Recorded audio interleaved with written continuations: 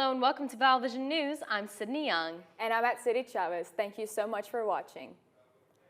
5 days after Hurricane Ian hit the state of Florida, communities are trying to clean up and rebuild what was lost.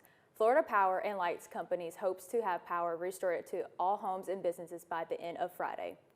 At least 76 people died in Florida and at least 4 others have died in North Carolina. Ivan Rodriguez is in Fort Myers Beach with the latest on the story.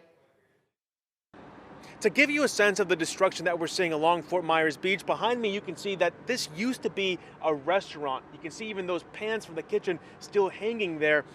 Search and rescue efforts are continuing here, and we're right along the main road where we've seen many search and rescue vehicles, including fire department, police, and also EMS, continue along this road into Fort Myers Beach, where the recovery efforts are continuing.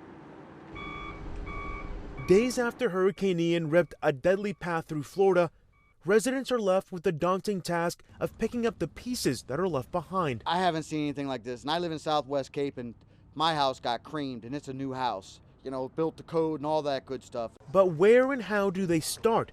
Some communities still don't even have the basics like power or running water.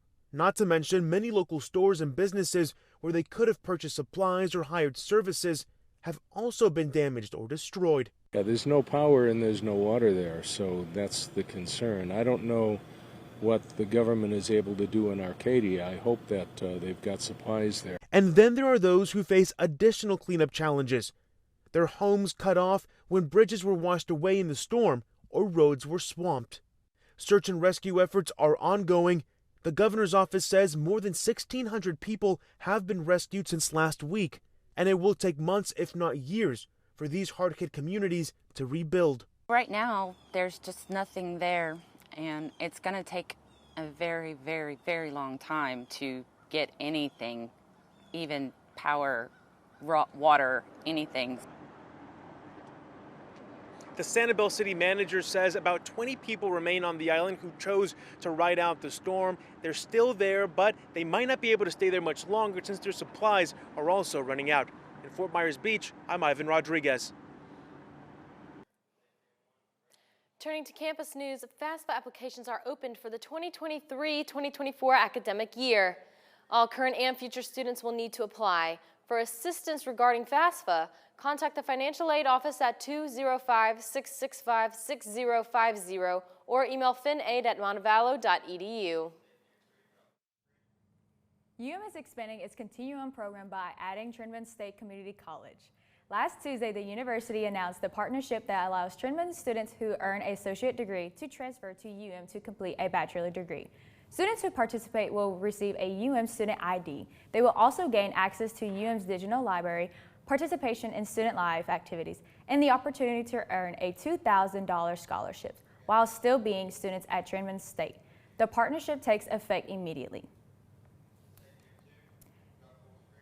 It's going to be a busy couple of weeks here at Here's a look ahead of some events happening on campus and in the city. UM's theater department is preparing its debut its production of Ugly Lies the Bone this week. Theater and mass communication are teaming up to incorporate virtual reality into the performance. Ugly Lies the Bone debuts this Thursday and runs through Saturday, October 8th in the Center for the Arts. We've placed the link to purchase tickets on our Facebook page. The Montevallo Fire Department is having its Fire Prevention Parade this Saturday. The 48th Annual Fire Prevention Parade will take place on October 8th at 10 a.m. The parade starts at Island and Main Street, heading towards Shelby Street. Immediately following the parade, there will be fire engines, food trucks, kid activities, and more in Orr Park. Check out MFD Facebook page for more information. The university is celebrate its 126th birthday this Thursday on Founders Day. The celebration will take place October 13th, beginning with the convocation at 11 a.m. in Palmer Hall. A luncheon will immediately follow in Anna Irvin Hall.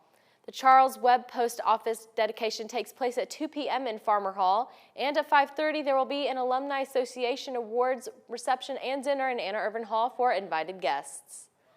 has announced that Olympic gold medalist and Birmingham native Vanetta Flowers will be this year's featured guest speaker at Dr. Wilson Fall and Junior Lecture Series. Flowers is best known for winning a gold medal in the first women's Olympic bobsledding competition at the 2002 Games in Salt Lake City. Flowers became the first Black athlete from any country to win gold at the Winter Olympics. In 2011, she was inducted into the Alabama Sports Hall of Fame. All students, faculty, and staff are invited to hear her speak next Thursday, October 13th. The event begins at 4:30 in the Center for the Arts. Tickets are free, must be reserved in advance. We have placed a link to reserve tickets on the Vallo Vision News Facebook page. You must reserve a ticket by October 11th. is preparing for this year's College Night Review called Once Upon a College Night. The review, which will feature a mashup of fairy tale and fantasy-themed songs from past College Night shows, will be next Friday, October 14th in Palmer Auditorium. The performance will begin at 7 p.m. Tickets are $5 for students and $15 for non-students. We put the link to purchase tickets on our Facebook page. Remember, there's always more news 24/7 on our social media pages. Just search for Vallo Vision News on Facebook, Twitter, and Instagram for more stories throughout the week.